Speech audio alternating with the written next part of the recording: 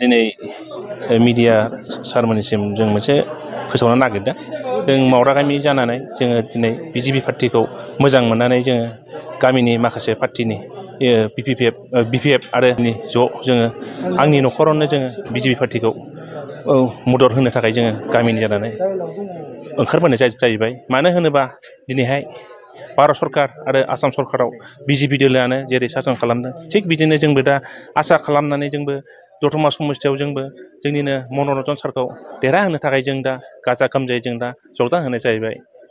बेखिनिखौ बुंनानै आङो मिडिया बिथांमोनसिम आंथ' सिगाङाव बिपिएफ दोलोआव आङो 2005निफ्राय फैयै फैनायजों दिनैसिमाव आङो बिपिएफआव दंमोन। नाथाय आं दिनै आङो ओरैनोथ' सिगाङाव आङो माबा बिसिडिसिनि मेम्बारबो जाबोदों।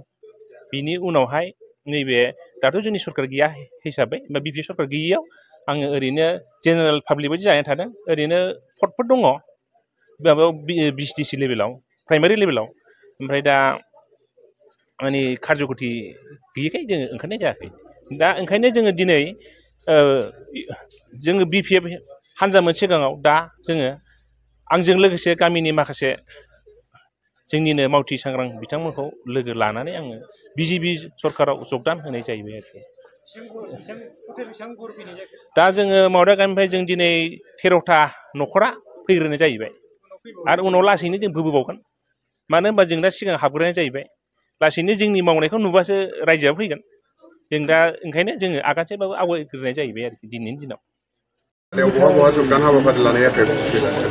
जोंनि भारतीय जनता पार्टी दतमा मण्डला दहाय फुंनि बेलायावहाय बै प्रेमनगर बार'गरा गामियावहाय जयनिं हाबाफारि लादोंमोन। बे जयनिं हाबाफारियाव टटेल जोङो 40 न'खर बिथांमोनखौ जों दहाय जयनिं होबाय आरो भारतीय जनता पार्टी दलाव जों बजबनानै लाबाय। आरो बिनि उनावहाय जोङो गोजोनस्रि बाजारनिफ्रायबो जोङो दहाय 7 न'खर बिथांमोनखौ जों जयनिं होबाय। आरो दा नैबे जोङो दतमानि मावरियागाव गामियावहाय जोङो टटेल 13 न'खर फेमिलिखौ जोङो दिनै जयनिं हाबाफारि होनाय जाहैबाय। दा बिथांमोन आरो बिनि उनावहाय दा दसे उनाव जाबावगोन मोननै जायगायाव दा हरै उत्तर ओनसोलाव। दा बेखौ जों खालामनो थांगासिनो दङ। दा बेखिनि जों हाबाफारि लानाय जाहैबाय दिनैनि दिनावहाय।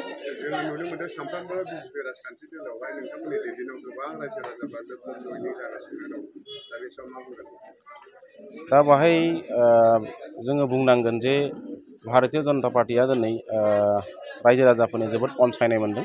बिसेसके जों दतमा मण्डलावहाय दिनैनि दिनावहाय माने फ्राय माने रायजो राजाफ्रा ज'यै जोंनि भारतीय जनता पार्टीखौ मोजां मोननानै जयेन जागासिनो दङ।